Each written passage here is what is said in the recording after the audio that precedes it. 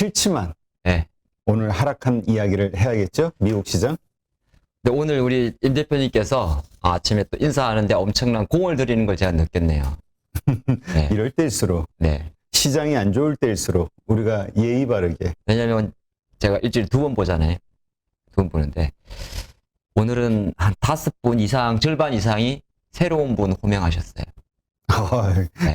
그걸 또 기억하고 계시고. 네. 네. 아, 역시 공을 들이시는구나. 시장도 좀 공을 들여야 되는데 말이에요. 아, 근데 네. 제가 이렇게 선별해서 읽어드린 게 아니라 네. 위에서부터 지금 제 창에 나오는 순서대로. 아, 그래? 왜냐하면 보통 1초 단위로 팍 부르는데 뭐 자기 다음님 이렇게 부르는데 아까 오늘 약간 인터벌이 있길래 같은 분이 계속 이렇게 글을 쓰셔가지고 그걸 좀 내려가느라. 제가 너무 깊이 생각해요. 너무 저 단순해요. 요새 시장이 그래요. 시장이 참 머리가 아파. 네, 그리고 단순하게 생각하세요. 네. 순서대로. 단순하게 보면 미국 내렸어요. 네. 깊게 보면 이게 딱 하나 딱 걸려요. 다른 것도 있는데 하나 걸리는 하나씩 보도록 하겠습니다. 네.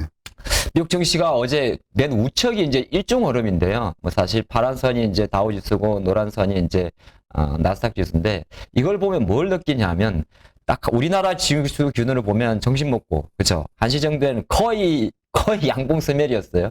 근데 이게 막판에 쭉 밀렸는데 내용을 아무리 찾아봐도 저도 어제 마찬가지였고 내용을 아무리 찾아봐도 시장이 지금 약간 시크하다는 표현을 씁니다. 이게 왜 그러냐면 하나씩 좀 풀어보면 초반에 랠리는 좋았어요. 그 초반에 랠리 좋았다는 건 뭐냐 보통 미국 지표가 우리 한국 시간으로 9시 반에 발표되잖아요. 그럼 어저께 이제 9시 반이면은 바로 미국의 소매 판매가 발표됩니다. 그리고 이제 매주 목요일이니까 주간 실업수당 신청 건수인데 이게 좀 웃겨요. 소매 판매 같은 경우가 예상치, 그러니까 월간 기준으로 0.2% 증가보다는 조금 좋은 0.3%가 나왔단 말이에요. 그러니까 미국은 지금 어떤 나라냐면 미국은 우리가 GDP를 구성할 때 CIXMG로 들어가면 첫 번째 컨슈머 소비의 비중이 70% 넘습니다. 그러니까 소매 판매 같은 경우가 미국 경제의 펀더멘탈을 나타내는데 시장 어떻게 해석을 하냐면 이게 지금 그만큼 지금 시장이 좀 시크하다거나 좀 삐져 있다는 게 뭐냐면 소매 판매가 잘 나오니까 야 이게 잘 나온 수치가 인플레이션 때문에 명목 물가가 올라서 그런 거 아니냐 이렇게 해석을 해버리는 거예요. 그러면서 그러다 보니까 한 40, 그래. 그러면서 또 때려버리는 거고 또 어이가 없는 거는 자, 주간 실업수당 신청 건수가 발표가 돼요. 이건 또 한 10시 전에 발표되는데 요게 지금 21만 3천 건이 나왔단 말이에요. 그러니까 매주간 단위인데 이게 보니까 5주 연속 하락세입니다. 그럼 좋은 거잖아요. 그렇죠? 아니 왜냐하면 뭐 쉽게 말해서 실업자들이 실업수당 받는 건수가 줄었으니까 좋은 건데 시장은 또 어떻게 해석하느냐? 이제 우리가 보통 미국에 이제 월말에 고용 동향 발표될 때 고용 좋게 나오면 긴축 우려에 대한 불확실성으로 뭐 파타닥 하는 것처럼 똑같이 반응을 한 거죠. 그래서 제가 생각할 때는 그래서 어느 정도 왜냐하면 지금 다음 주 21일까지는 연준위원들의 특별한 공식 발언이 없단 말이에요. 블랙아웃 기간입니다. 셧다운스 기간이기 때문에 특별히 없긴 없는데 그래서 약간 반등하려고 하다가 우리는 밀렸는데 그냥 후반에 밀린 거는 뭘까 보면 약간은 또 미국이 오늘 또 미국은 매월 세 번째가 동시 만기일입니다. 그러니까 오늘이 또 만기일인데 만기일 앞둔 변동성 이렇게 하는데 그래서 밤새 해외 증시의 미국 증시의 변동성은 여전히 이제 긴축우려라든지 불확실성 그리고 여전히 높은 채권금리 지금 채권금리는 이게 좀 걸리는데 이 2년물이 3.85% 정도가 되고요. 2년물 단기물 그리고 이제 10년물이 3.45 뭐 조금 더 여러분들 많이 듣지만 이걸 조금 이해하기 쉽게 설명을 드리면 2년물은 조달 비용이라 그래요. 단기니까. 그러니까 2년 이게 역마진이잖아요. 3.85%에서 자금 조달해가지고 10년물 3.45%에 대출하면 무조건 손해잖아요. 그러니까 우리가 이렇게 금리가 역전된 상황, 지금 이제 2년물하고 10년물 차이가 40베이시스 포인트 차이가 나는데 역전된 현상이 이제 쉽게 설명돼. 왜 역전되어 있으면 경기 침체라 그럽니까? 지금 바로 이 표현이 돈을 빌려오는 금리가 오히려 돈을 대출하는 금리보다 높으니까 역마진이니까 오히려 경기 침체를 의미합니다. 근데 요게 이제 여전히 금리가 좀 높은 거고 원자재가 이제 훅 죽었어요. 근데 원자재 죽었다는 표현이 좀 그런가? 원자재 시장이 다 폭락을 했습니다. 뭐 구리도 대표적인 유가 WTI도 85불까지 그리고 이제 보면 이 천연가스는 사실 어제 아시겠지만 나이맥스 쪽이고 10% 올랐던 그대로 올라갔던 거 아닙니까? 어제 아마 미국이 30년 만에 철도 파업 이슈가 좀 있었죠. 아직도 해결되지 않았습니다만 지금 바이든 대통령도 사면 초과인데 그거는 또 변동성 워낙 이 우리가 보통 보는 게 선물이기 때문에 상당히 이건 변동성을 가져왔는데 원자재 가격 하락한 것도 이거는 사실 그런 거예요. 이것도 약간은 보게 되면 앞뒤가 좀 안 맞는 게 요거는 또 경기 침체 우려를 반영한단 말이죠. 그러니까 밤새 미국 증시의 특징은 뭐냐면 뭐 요거 미국 내렸다고 해서 쉽게 말해서 나스닥 1% 내렸다고 해서 오늘 우리 장이 아침에 갭 하락이 많이 나오느냐 그럴 것 같지는 않습니다. 이거는 미국의 이야기고 미국의 이야기지만 전체 글로벌 증시 이야기인데 그만큼 지금 시장이 이 연준의 긴축과 이런 거에 되게 민감하게 반응하고 있는 거고 어제 오후 장에 미국이 하루 전날 내렸을 때 또 테크주 규제도 있었거든요. 그러다 보니까 이런 흐름인데 오늘 이제 이런 거 차치하고 우리한테 제일 중요한 게 뭐냐면 미국이 참 힘들었다 하고 유가 내린 것보다 가운데 센터에 있는 이 친구입니다. USDCNY. 중국 위안화죠. 어제 이제 오늘 아마 많은 투자분 어제 장 마치고 이제 1,400원 이야기 많이 나왔는데 거의 지금 위안화가 어제 장중에 예, 보면, 물론 중국은 고시환율이기 때문에 일부 변동성이 있습니다. 오늘 우리나라 기준으로는 10시 정도에 제가 확인해야 되겠습니다만, 이제 선물 한쪽에서는 거의 7위안을 찍어버렸다는 거죠. 그렇게 봤을 때 우리나라 원화 같은 경우는 실제로 위안화의 변동 상관비에서 높기 때문에 오늘 장을 바라보는 관점에서는, 해외 미국 증시는 아유, 그래, 시크하다. 이렇게 볼 수가 있고, 우리나라 증시 입장에서는 아무래도 장 초반에 우리나라 원화 환율에 대한 변동성 자체와 외국인들의 주식에 대한 어떤 뭐 조금 사고 싶지 않은 의지 그게 좀 중요할 것 같습니다. 네, 알겠습니다. 어떻게 봐야 될까요? 이게 FOMC 회의가 이제 다음 주에 있으니까 네. 그때까지 계속 이런 어떤 하락이 있을 것인지 그리고 FOMC 이후에 그냥 반등할 것인지 하여튼 많이 헷갈려요. 그러니까 중요한 거는 볼은 작아졌어요. 볼이라는 게 보통 변동성을 말하는데 볼이 작아졌단 말이 뭐냐면 국내 증시와 미국 증시의 변동성인데 미국도 이제 내렸긴 내렸는데 지금 종목들 움직이는 거 보면 아무래도 가장 민감한 게 지금 달러가 강하잖아요. 채권금리 강하니까 이제 미국의 테크주들이 눌러져 있는 거거든요. 그러니까 지수를 구성하는 거는 보시면 다우가 내린 거는 아까 봤죠. 왼쪽에 봤던 유가가 내렸으니까 에너지 관련주가 무너진 거고 지금 기술주가 여전히 이제 약간 미국 그러니까 쉽게 말해 애플이라든지 마이크로소프트라든지 이런 테크주들이 약한 거는 실제적으로 달러가 강하니까 그런 거거든요. 근데 이거에 대한 이제 노이즈가 쉽게 말해서 그러니까 많은 투자분들이 아마 그거 고민하지 않습니까? 이게 계속 팍팍팍 떨어지느냐 요거거든요. 근데 사실 어제 우리 장이야 뭐 장 후반 접어들어서 어차피 아침부터 외국인 매도가 이제 이틀은 선방을 했었는데 어제 이제 좀 선물도 많이 팔고 하다 보니까 좀 밀렸는데 연속성에 대해서는 사실 저는 이렇게 보거든요. 그러니까 지수에 대한 어떤 변동성, 지수에 대한 변동성 때문에 막 종목에 대한 변동성이 시크하게 움직이는 그럴 것 같지는 않습니다. 미국도 가만히 놓고 보면 약간 개별주, 우리 장보다 조금 덜하긴 한데 개별주의 움직임이에요. 그리고 약간 민감한 거는 뭐냐면 비트코인의 가격 제가 이 크립토는 안 올려놨는데 어제 또 비트코인의 가격 같은 경우가 비트코인이 2만 달러를 이탈했고 이더리움이 한 8%가 좀 내려갔는데 그러니까 어떻게 해석해야 되냐면 21일 날 미국이 지금 금리를 올리죠.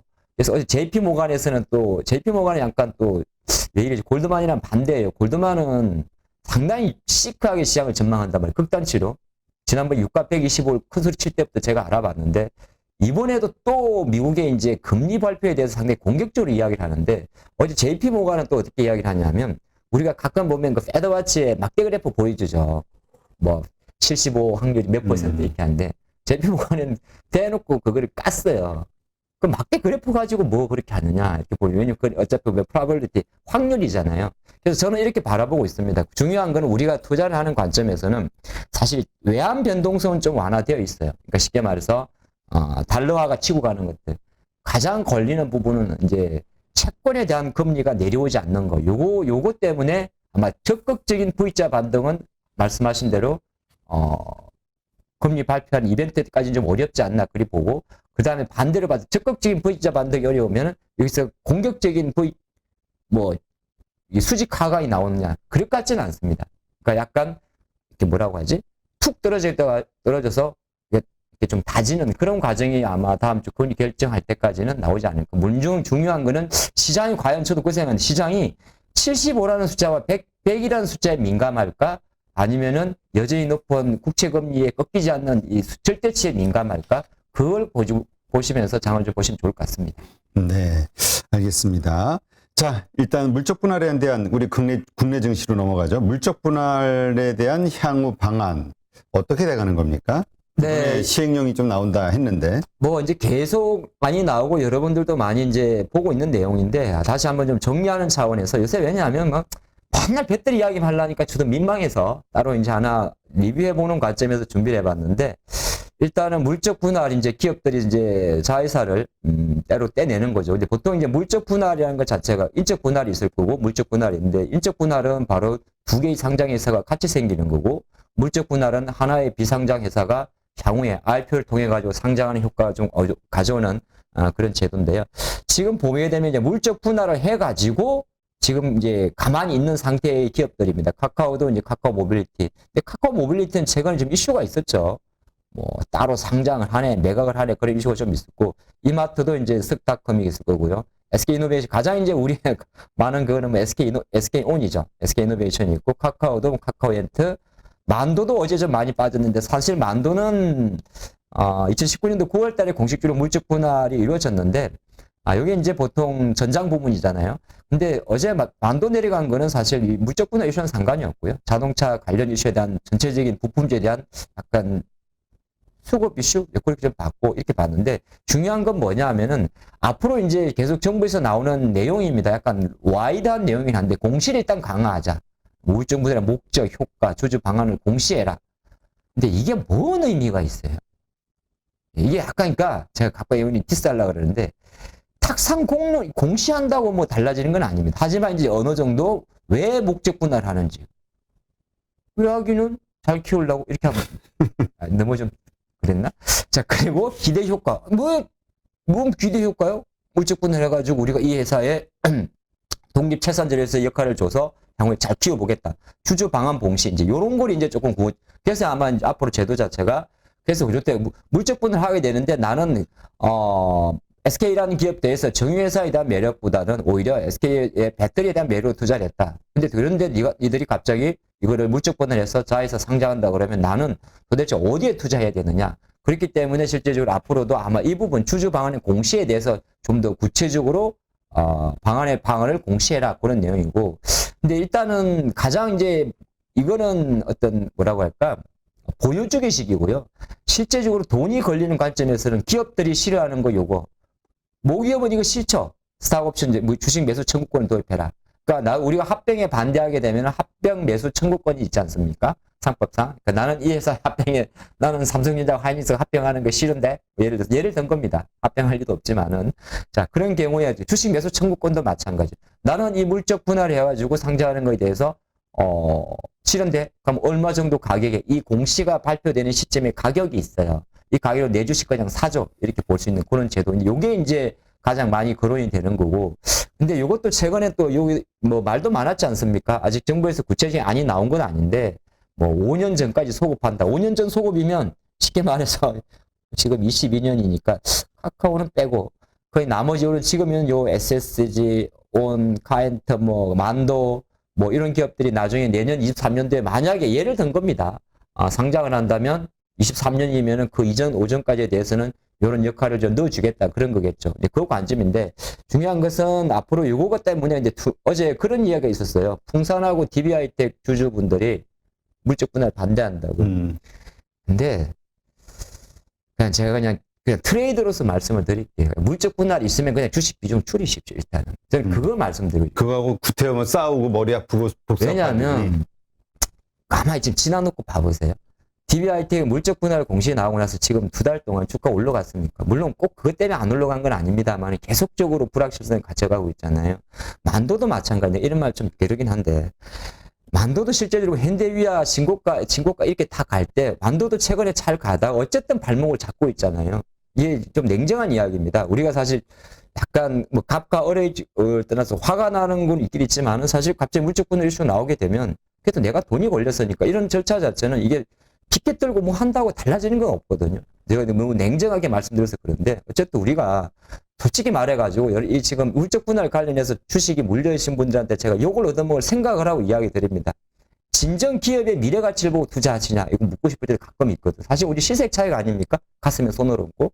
그러면 저는 그런 얘기를 하는 거. 화가 나고 제도가 안 변하는 건 사실 이게 제도라는 거는 뭐냐 하면 일정 기간 다 절차도 있고 시간이 있을 거고 저도 저쪽에서 양복 입고 다녔지만 사실 금융권은 거의 다 이쪽 편입니다.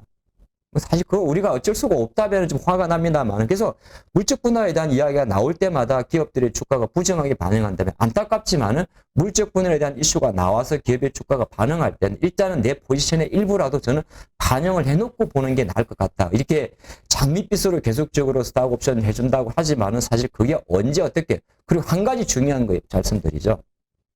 합병 매수 청구권이든 주식 매수 청구권의 가격 자체가 꼭 기존 주주에게 유리하게 작용하라는 법은 없습니다. 네, 그런 것까지 조금 생각하면 좀 아침부터 너무 제가 무겁게 이야기했는데, 어쨌든 제도적 개선에 대한 이슈는 진행이 되겠지만 언제 어떻게 구체적으로 정말 소액 주주의 보호 방안이 이루어질지는 사실 그 누구도 장담 못한다. 네, 그렇게 보는 게 좋을 것 같습니다. 알겠습니다. 자, 그럼 이제 욕할까요? 저 욕을 하고. 욕 먹을 각오를 했으니까 이제 욕해드려야지. 예. 자, 그래서 하여튼 뭐 시장도 재미없고, 그래서 이제 증시를 탈출하는 개미가 늘어나고 있다. 예탁금 50조가 이제 위태해지고 있다. 이런 얘기가 있는데요. 네. 지금 전 우리나라에 이제 코로나로 인해 만들어진 유튜브 콘텐츠 중에서 주식 관련 콘텐츠와 채널이 엄청 많이 만들어졌거든요. 그렇죠. 네, 거기에서 실제적으로 이제 동접자라든지 조회수가 줄어들고 있습니다. 이 제가 완전 엉뚱한 소리 하는데 그게 바로 이거 비슷해요. 지금 투자자 예탁금의 잔고추를 보게 되면 연초 한 70조였어요. 물론 LG엔솔이 있긴 있었죠. 근데 최근에 이제 54조 원대까지 떨어졌어요. 뚝뚝뚝뚝 떨어졌는데, 투자자 예탁금이란 건 사실 우리가 뭐 예수금 포함해가지고 주식을 사기 위해서 대기 중인 자금을 이야기하는데, 일단은 지금 보게 되면 계속적으로 절대 수치는 50조니까 이거 거의 여지간해서는 지금 같은 분위기면 50조 원도 깨질 것 같아요. 그래서 일단 숫자만 놓고 보면 2년 전 이후 거의 최저치가 되고요. 또 하나가 투자자 예탁금은 실제로 늘려 그러면 거래대금 증가와도 좀 동행하는 성향이 있는데, 최근에 거래대금이 양 시장이 합쳐가지고 8조에서 한 맨날 15조, 16조 정도 됩니다. 그리고 이제 시가총액 회전율이라는 건 뭐냐 하면, 솔직히 그렇잖아요. 요새 삼성전자 주주분들 사태 팔 다 나죠. 그렇죠. 할 수가 없어요. 그렇지. 아니, 근데 일단 기본적으로 삼성전자를 가지고 트레이딩 한다라는 거는 좀 안 되죠. 말이. 소시적에는 삼성전자 많은 뛰기 많이 했습니다. 그래요? 액수가, 대신 단단하니까 액수가 크게. 네, 근데 지금은 아시겠지만 삼성전자가 얼마 전에 지금 올해까지 기준으로 4% 이상 상승한 횟수가 5번도 안 되거든요. 그러니까 이게 뭐 할 만한 게 아닌 거죠. 그리고 지금 또 약간 시가총 회전율 감소한 거는, 이게 너무 좀 삼바 같은 것도 생각해 보시면, 삼바 잘 갔잖아요. 8월 달, 6월 달 처음에 그 약세장 우리 7, 8월 달 올라갈 때, 그때가 왜 올라갔냐면 삼바 같은 경우가 실제적으로 이제 뭐 금리 인상이지만은 이게 참 정말 주식이 어려워진 게, 금리 인상이지만은 바이오 같은 경우는 필수 소비자 아니냐. 그러니까 물가 상승에서 오히려 상대의 수혜를 본다. 그렇게 해서 올라갔는데, 갑자기 지금 오죽하면 셀트리온이 어저께 미국 공장 짓는다 이야기 하겠습니까? 그러니까 바이든의 어떻게 좋게 보면 좋은데, 너무 지나치게 막 미국 펄스트 아메리카 하면서 또 바이오 산업까지 미국 내 공장 생산 한 기업에 대해서 뭐 어쩌고저쩌고 해버리니까, 오히려 삼바 같은 경우도 참 어이가 없어가지고 이제 투자자들이 그런 모습이 있거든요. 그러니까 이게 뭘 의미하는 거냐면 시가총액 회전율이 감소하는 겁니다. 그래서 일단 또 이런 이야기도 해요. 한편으로는 투자자 예탁금이 감소한 게, 투자가들이 첫 번째는 사실 딴 거 필요 없어요. 자금 빠져나간 거예요. 실제적으로 최근 은행의 요구불 예금들이 상당히 증가한다고 합니다. 제가 인터넷 뱅킹을 하나 하고 있는데, 카카오뱅크를 하고 있는데, 그냥 26주 적금이라고 있어요. 26주 단위로 10,000원이든 5,000원이 증액하는 자금인데, 그거는 이제 돈을 모은다기보다는 그게 재테크 방법 중에 풍차 돌리기라는 재테크 방법이 있지 않습니까? 계속 만기를 이월시키는 방법 중에 하나인데, 그걸 하고 있는데, 그래도 지금 얘들이 3.7%를 줘요. 그러니까 제가 별로 그거 작년 이맘때 1.2%예요. 금리 가지고 하는 게 3.7%를 보니까 제가 약간 생각이 달라진 거예요. 아무것도 아닌데. 근데 이게 실제적으로 은행에서 보면 뭐 특판이지만은 뭐 4%까지 예금을 파다 보니까 자금이 좀 빠지는 것도 있는 것 같아요. 그래서 중요한 것은 이 돌고 돌아가지고 투자자 예탁금이 감소하는 것이 우리가 주식 투자 관점에서는 뭐 그렇다고 뭐 카카오뱅크 적금하라는 이야기가 아니고, 주시한 관점에서는 그만큼 나쁜 시그널이다. 이걸 나타내는 거고, 한 가지 제가 어저께 좀 들은 이야기 중에 하나가, 지금 그 신용잔고 쓰시는 분들 그 증거금융 증권사 자율하고 기간 하나 준 거 있죠. 그렇죠. 그거 한시적이라 그러대요. 그리고 지금 그 뭐지? 그 KB증권부터 시작해가지고 그 신용거래 그 이자 이율이 올라간다. 뭐 이 얘기도 있어요. 이건 너무 도둑놈들입니다. 아니 무슨 정권사 신용 이게 노미네에서 아침부터 그러는데 9%를 받아갑니까?